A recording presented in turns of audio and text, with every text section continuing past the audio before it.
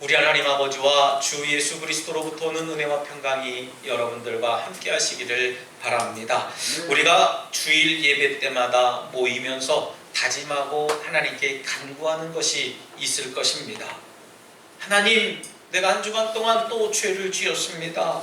그러다가 살았다가 왔습니다.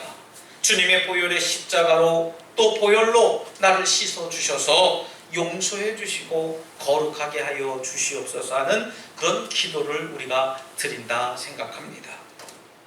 그런데 참 안타까운 것은 말이죠, 이 기도 제목들이 하나님 앞에 갈 때까지 이 기도만 반복한다는 것에 문제가 있다는 것입니다.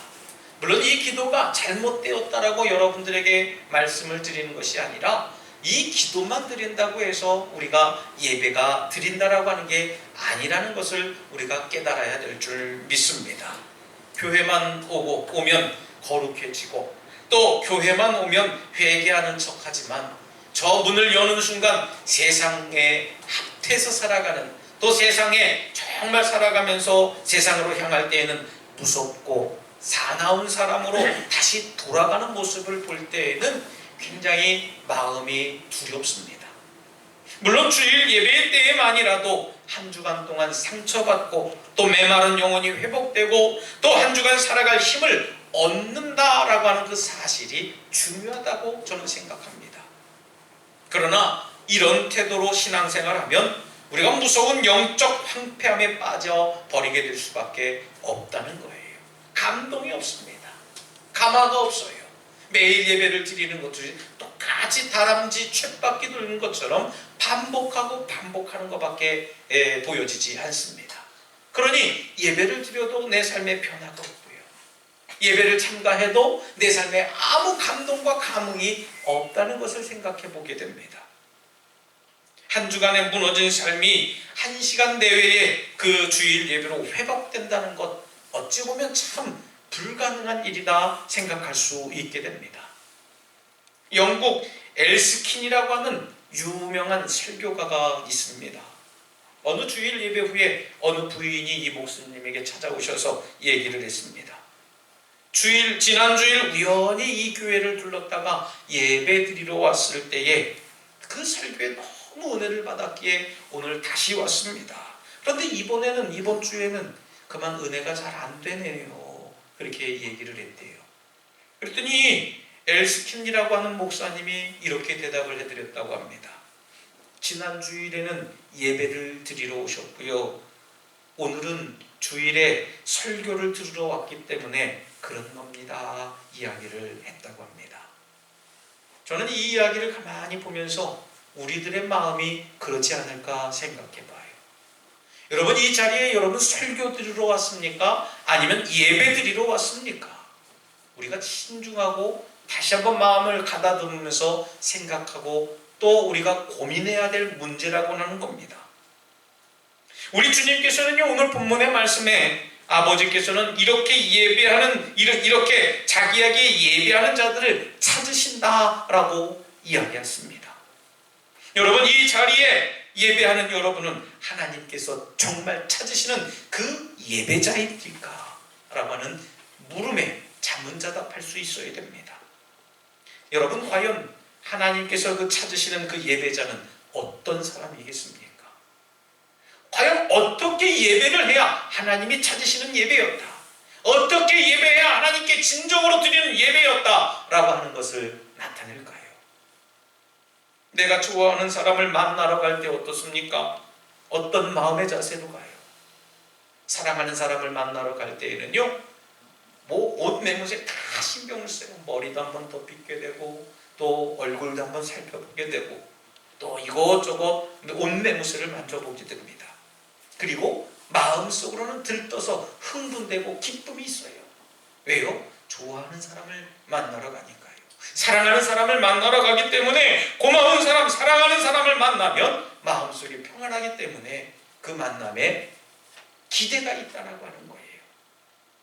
여러분, 이런 마음으로 저와 여러분들이 오늘 이 시간 이 예배에 나온 줄 믿습니다.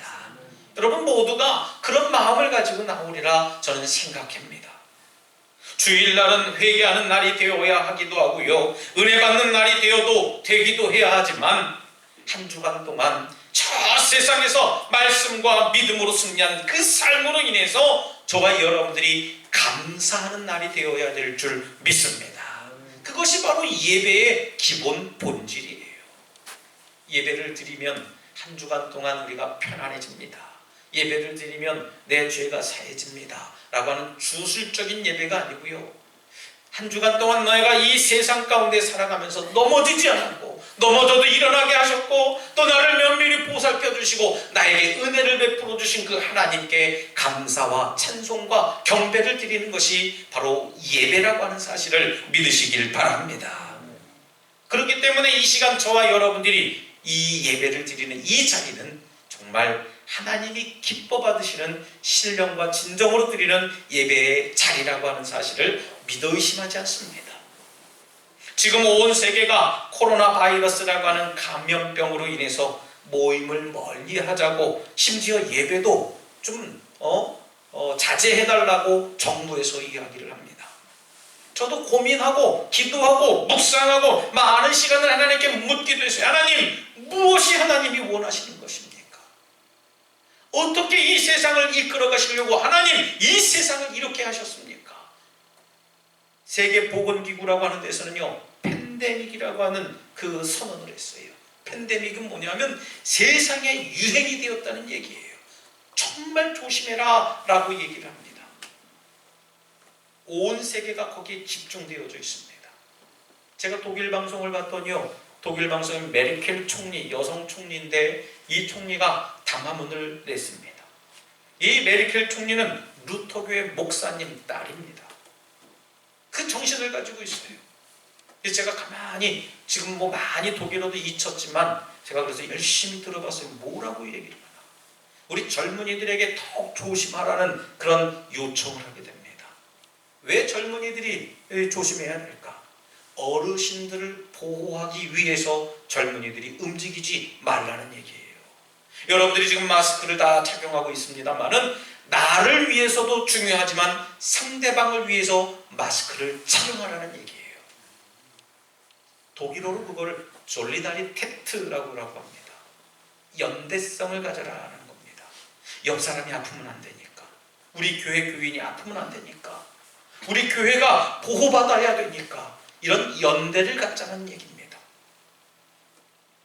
저도 고민하게 됐어요. 하나님은 무엇이 하나님의 뜻이고 하나님이 바라시는 게 무엇입니까? 답은 한 가지예요. 무엇을 해도 우리 마음이 중요하다는 거예요. 지난 2주 동안 사회적 거리를 두기라고 하는 이름하에 새벽 기도도 쉬고 수요예배도 쉬고 속회도 가급적 모이지 않았습니다. 어떤 분들은 얘기하실 겁니다. 쉬니까 좋아요. 어느 분들은 이참에 새벽 기도도 쉬고요, 수요 예배도 좀 거르고요, 속회도 좀 빠지면 어떻습니까? 아무렇지 않잖아요. 예, 맞아요. 예배 한번 걸었다고 세상에 두 쪽이 나겠습니까? 예배 한번 빠졌다고 해서 내 삶에, 내 신변에 어떤 문제가 생깁니까? 아니요, 그렇지 않아요. 어떤 분들은 꼭 예배를 교회에서 예배해야 예배입니까? 하면서 무교회주의자들처럼 이야기하는 이들도 있을 겁니다. 여러분, 이제 우리는 정말 깨달아야 됩니다. 제가 여러분들에게도 처음 이 나라에서 예배를 자제해달라고 하는 그 권고를 듣고 얼마나 서러워서 눈물이 났는지 여러분들 생각해 보셔야 됩니다. 왜 예배에 모이고 왜 교회에 모이는 것인지 우리가 좀 신중하게 생각해야 됩니다. 이제부터 찬양 드리기 위해 여러분들 열심히 예배에 임해 보시길 바랍니다. 얼마나 찬양 드리는 게 소중한 것인지요.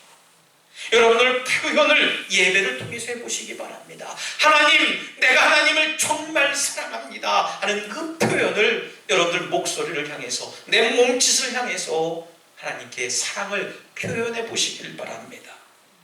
하나님께 감사합니다, 사랑합니다를 내 자신의 언어로 좀 표현했으면 좋겠어요. 그동안 우리는 예배를 너무 몰랐습니다. 내 기분이 내키하지 않으면 기분이 상했다고 해서 예배를 빠져요. 예배를 참석했다는 것만으로 심지어 만족하고 있습니다.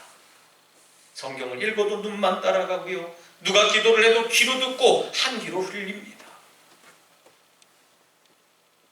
이런 예배를 우리가 드렸다고 하지만 하나님이 받으시지 않았다는 거예요. 정말 우리가 모이지 못하고 있습니다. 사회적 거리를 돌아 정부의 권고를 통해서 우리 교회도 여러 가지 예배를 지금 잠시 중단한 상태입니다만은 저는 예배가 갈급해요. 여러분들이 그와 같은 마음을 가지고 하나님께 예배에 갈급한 마음을 가지고 우리가 임해야 될 줄 믿습니다. 여러분, 예수님을 알면 예배가 바뀌게 되어져 있어요. 예수님이 내 삶에 어떤 분으로 오셨는가, 그것을 우리가 깨닫게 되면 이 예배가 얼마나 소중한 예배인지 우리가 그냥 지나칠 수 없다는 거예요. 예수님이 내게 어떤 분이시기에, 예수님이 도대체 어떤 분이시기에 내가 예배하고 있는 것일까? 저와 여러분들이 신중하게 생각해야 됩니다. 성경은 분명히 우리 예수님은 우리와 함께 계시다고 말합니다. 예수님께서 우리 안에 계시다, 이보다 더 놀라운 일이 어디에 있겠습니까? 우리가 예배에 집중하지 못하게 하는, 예배에 모이지 못하게 하는 세력들이 얼마나 많이 있습니까? 여러분 생각해 보셨어요? 이 바이러스라고 하는 이 감염병이 예배드리지 못하게, 우리가 예배에 못 모이게 하는 그런 것을 여러분들 짐작이나 해보셨겠습니까? 저는 상상도 해보지 못했어요. 아마 여러분들도 마찬가지일 겁니다. 저보다도 연세가 많으신 분들은 아마 평생을 살아가며 이와 같은 일 없었을 것이다 하셨을 거예요. 이제 우리는 주일을 기다리지 말고 여러분들이 서 있는 그 자리에서 하나님을 예배하는 예배자가 되시길 주님의 이름으로 부탁드리겠습니다. 일주일에 한 번 교회에 가서 은혜 받는 것으로 만족한 삶이 되지 말아야 돼요. 내가 서 있는 그 자리, 내가 엎드린 그 자리가 하나님이 불러주신 그 자리, 예배자의 자리가 되어야 될 줄 믿습니다. 여러분, 예배는 하나님을 기억하는 일이에요. 하나님께서 우리에게 하신 것을 기억하며 찬양하며 감사하며 예배하는 겁니다. 그리고 예배는 하나님을 기대하는 겁니다. 하나님이 우리에게 하실 것을 기대하고 하나님께 영광 돌리는 거예요. 오늘 본문의 말씀은 예수님과 사마리아 여인과의 대화입니다. 이 말씀을 가만히 묵상하면 묵상할수록 우리에게 되어지는 질문들이 몇 가지가 있어요. 우리의 예배에 과연 영과 진리가 있는가? 라고 하는 질문이 생깁니다. 하나님의 임재함이 과연 이 예배 가운데 있는 것일까? 이 예배에 과연 우리들 삶 가운데 회복이 가능한 것인가? 라고 하는 여러 가지 질문이 제 안에 생깁니다. 오늘 이 사마리아 여인은요, 예수님께 물 한 잔 드리며 자신의 평생 했던 그 고민의 문제, 그 갈등의 문제를 해결받게 됩니다. 이 여인이 아픔을 가지고 있었어요. 자신만 알고 있는 응어리가 가슴 가운데 깊이 내면 가운데 있었다는 것이죠. 그 아픔으로 인해서 이 여인은 어떻게 살아갔습니까? 사회에서 죄인 취급을 받아가며 죄인된 삶을 살아갔습니다. 그런데 이 여인이 주님을 만나는 순간 주님께서는 그 아픔을 만져주시고 그 아픔을 회복시켜주시고 그 아픔을 치유하는 역사가 나타나게 되었습니다. 예배에서 여러분들 많이 들어보셨겠지만 예배에서는 하나님께 집중하기에 가장 좋은 자리를 선택하라 이야기를 합니다. 저도 이 자리 참 중요하다고 생각해요. 하나님께 집중하기에 가장 딱히 좋은 자리는 어디다 라고 말할 수는 없지만 그래도 말한다면 앞자리 아닐까 생각해봐요. 물론 예배당 여기 저기 저 뒤에도 마찬가지입니다만은 모두 구석구석 모두가 하나님의 임재함이, 하나님이 다스림 가운데 임하는 자리이기도 하지만 그 중에 이 큰 앞자리가 그런 자리라고 하는 거예요.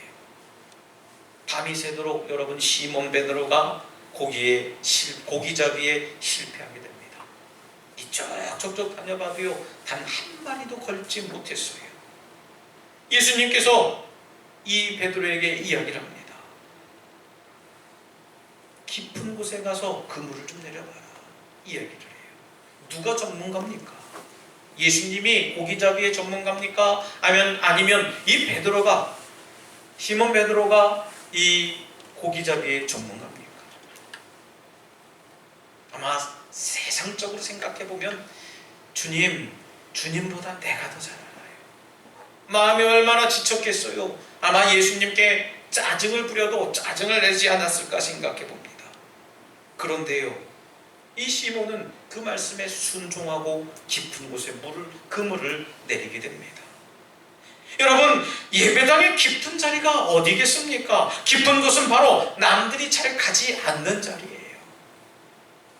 예배당의 가장 깊은 자리는요, 누구나 가고 싶어하는 자리가 아니라 남들이 가지 않으려고 하는 자리, 바로 앞자리라고 하는 겁니다. 여러분들에게 앞자리로 좀 오세요, 앞으로 좀 앉으세요 하면요, 거의 앞자리는 안 앉아요. 그만큼 앞자리가 부담되기도 하고 그만큼 앞자리가 어렵다 생각하기 때문에 그렇지 않을까 생각해 봅니다. 여러분, 예배 때 앞자리에 여러분 앉으셔서 은혜를 충만히 받으시고 하나님께 예배에 더 집중하는 자리가 되시를 주님의 이름으로 부탁드리겠습니다. 여러분, 우리가 경험했잖아요. 여러분, 우체국이나 우리 덕적에는 약국이 없습니다만은 약국에서 마스크를 사려고 줄을 서게 됩니다. 다 팔려서 사지 못하고 마스크를 산 사람들의 얼굴을 저도 한두 번 살펴봤어요. 지난 시간에도 말씀을 나눴습니다만은 이 마스크를 구한 사람들의 얼굴에 구원받은 것처럼 훤하게 펴져 있더라고요. 반대로 마스크를 얻지 못한 분은 좌절과 쓴맛을 보게 됩니다. 뉴스에도 뭐라고 얘기를 합니까? 저 울릉도에서 그만 이 마스크를 사려고 이 어르신이 줄을 서고 있다가 뇌출혈로 쓰러졌다라고 하는 그런 장면을 목격하게 됩니다. 여러분, 줄 잘 서야 됩니다. 마스크를 사려고 할 때에 많은 사람들이 2시간 줄을 서는 건 기본이래요. 3시간까지 줄을 섰다고 합니다. 근데 여러분, 우리가 예배를 드리기 위해서 정말 그 시간을 할애하며 줄을 서본 적이 있는지 한번 자문자답해야 됩니다. 예배를 간절히 사모하기에 정말 아침 일찍 일어나서 내가 줄을 서는 마음을 가지고, 그런 마음을 가지고 이 예배에 임하고 있는지 한번 생각해 봐야 될 문제 아닐까 생각해 봐요. 바로 이 앞자리가 우리가 그렇게 해서라도 지키고 구원해야 하는 그런 깊은 자리인 줄 믿으시길 바랍니다. 여러분, 우리에게 주어진 시간은 똑같아요. 부유한 사람이든 또 건강한 사람이든 건강치 못한 사람이든 가진 자든 안 가진 자든 모두 똑같습니다. 그런데 이 시간을 우리가 어떻게 활용하고 사용하느냐에 따라 우리의 삶이 달라지게 됩니다. 어떤 이들은 자신에게 주어진 남은 시간을 하나님께 드릴 때가 있어요. 바빠요, 바빠 이야기하면서 하나님께 예배하지 못하지만 안 바쁠 때 하나님께 예배하자 하는 이들이 있습니다.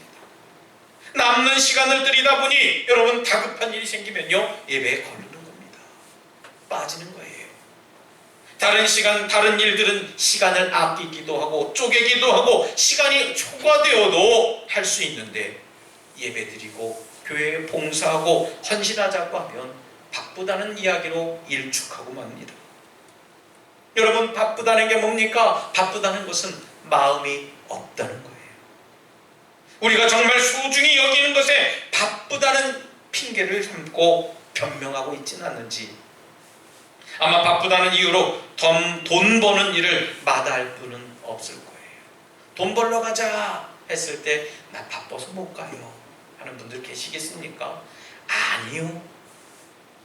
시간을 내서라도 갈 겁니다. 잠자는 시간을 줄여서라도, 식사하는 시간을 줄여서라도 가는 것이 물질을 얻는 일에 신경 쓰고 있습니다. 여러분, 우리는 예배에 성공해야 됩니다. 우리의 예배가 회복되어져야 됩니다. 어떤 목사님들은 이 예배를 다른 말로 표현하면 영적 전쟁이다 표현했어요.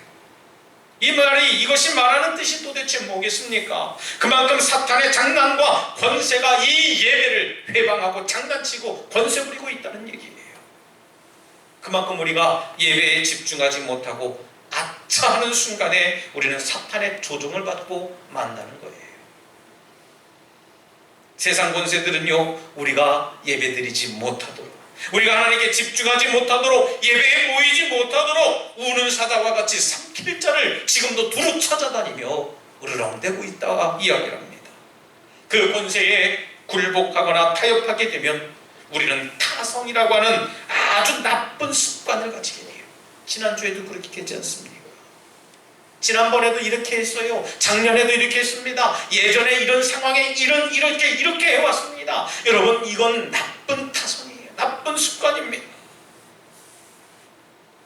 예배를 자제해달라고 정부가 권고했습니다.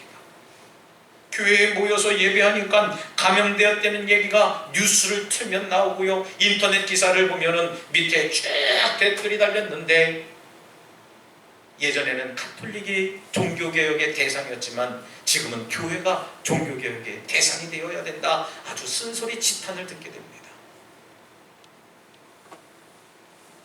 정부에서도 참 속상한 이야기를 합니다. 예배를 자제해달라고, 모이지 말아달라고요. 오히려 교회에 더 기도해 주십시오, 더 열심히 기도해 주십시오 하는 그런 이야기보다도 모이지 말아달라는 이야기가 이 사회가 되었습니다. 여러분, 더 위험한 장소가 어디겠습니까? 예배당이 위험합니까? 마트예요. 농협입니다. 마스크 사러 다니는 그 우체국입니다. 버스 타고 이리저리 다니는 건 안 위험합니까? 여러분, 우리 신중하게 생각해야 됩니다. 그런 거는 괜찮고 교회에서 1시간 남짓 예배 드리는 것, 그걸 자제해달라고 하는 그 사실에 너무 속이 상합니다. 이에 질세랴 큰 도시의 큰 교회들은 온라인 예배를 드린다고 하면서 방송 장비를 드리는 모습에 저는 입이 벌어집니다. 하나님께서 지금 우리를 보시면 뭐라고 하실까? 걱정이 들기 전에 먼저 두려운 마음이 듭니다. 여러분, 예배는 그저 왔다가 갔다가 하면서 습관적으로 드리는 예배가 아닙니다. 예배는 우리가 살아가는 치열한 삶의 현장에서 하나님과 진지하게 인격적으로 만나는 자리가 예배의 자리인 줄 믿으시길 바랍니다. 오늘날 교회는 많이 있지만 교회가 세상에 영향력을 미치지 못하는 것이 바로 예배가 없기 때문에 그래요. 예배 안 드려서가 아닙니다. 예배를 드려도요, 내가 가식적으로 왔다 갔다 했기 때문에 문제입니다.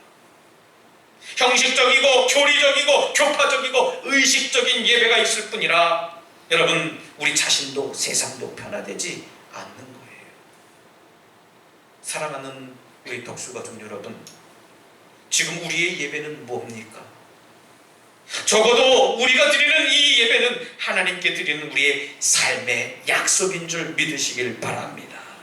우리가 하나님과 드린 약속은 단순히 약속의 단계를 뛰어넘어서 생명과 바꾼 우리 영혼의 약속인 줄 믿으시길 바랍니다. 진정한 예배는 죽음 앞에 서 있는 아주 절박한 심정을 가지고 드리는 그런 예배예요.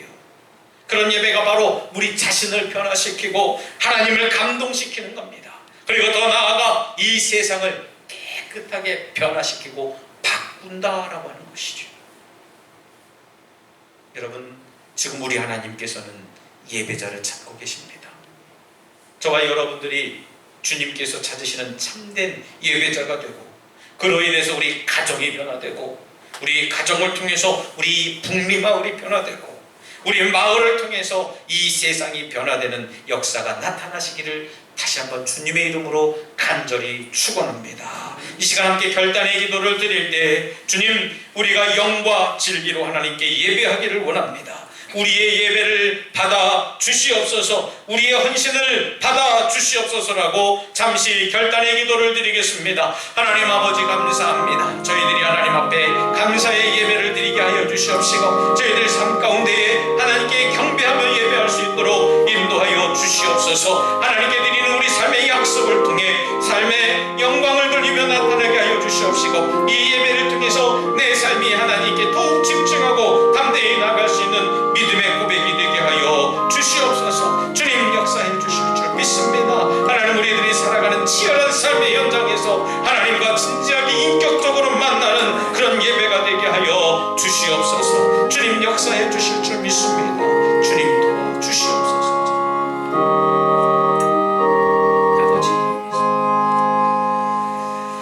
하나님, 우리의 예배를 기다리시는 주님, 이 시간 드리는 이 예배를 통해서 우리 주님 앞에 믿음으로 반응하길 원합니다. 오늘 이 시간 저희들의 믿음의 눈이 열려져서 주님을 보는 시간이 되게 하여 주시옵소서. 예배 중에 전능하신 하나님을 만날 수 있게 하여 주시옵시고, 한결같이 변함없으신 하나님만 바라보며 살아갈 수 있도록 인도해 주시옵소서. 하나님만이 우리의 인생을 변화시키시고 역전시키실 하나님의 은혜를 저희들이 깨달아 알게 하여 주시옵소서. 예수님 이름으로 기도드리옵나이다. 아멘.